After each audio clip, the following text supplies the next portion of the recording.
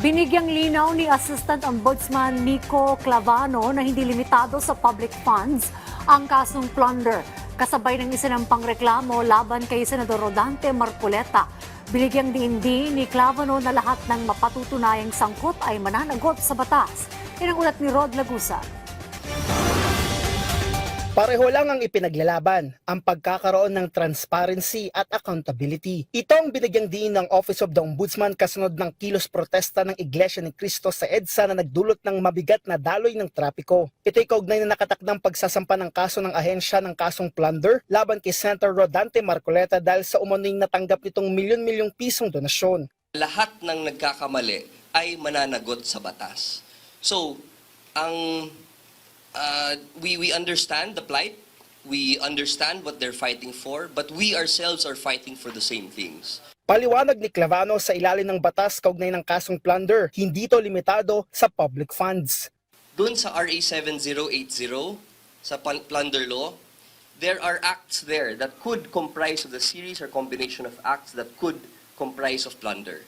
And number 2 there is receiving directly or indirectly any gift, commission, percentage, kickback.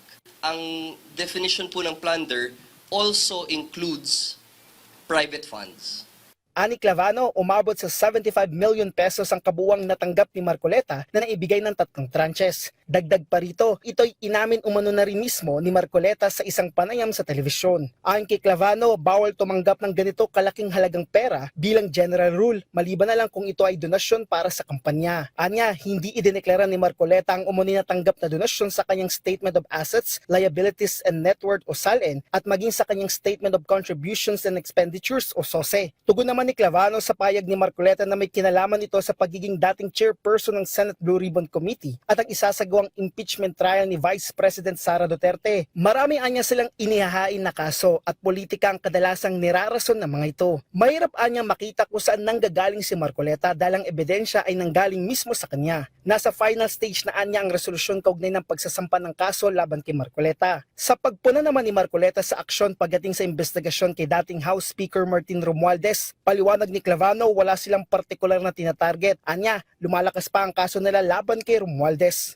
The reason why we accepted si former Secretary Manny Bonoan into as a state witness is precisely because yung kanyang intention na to cooperate with us is for that case specifically. So yung budgetary process po, no, yung budget po ng DPWH, yung budget ni former Secretary Manny Bonoan, yun po ang kinalikot na budget ng House leadership at that time. Pagdating naman sa tanong kung magkakaroon ba ng restitution o pagbabalik ng pera si Bonoan, ayon kay Clavano, lagi itong kinukonsidera at kung sakaling magkano ang ibabalik, ito ay nakadepende sa desisyon ng korte. Rod Lagusad para sa Bayan.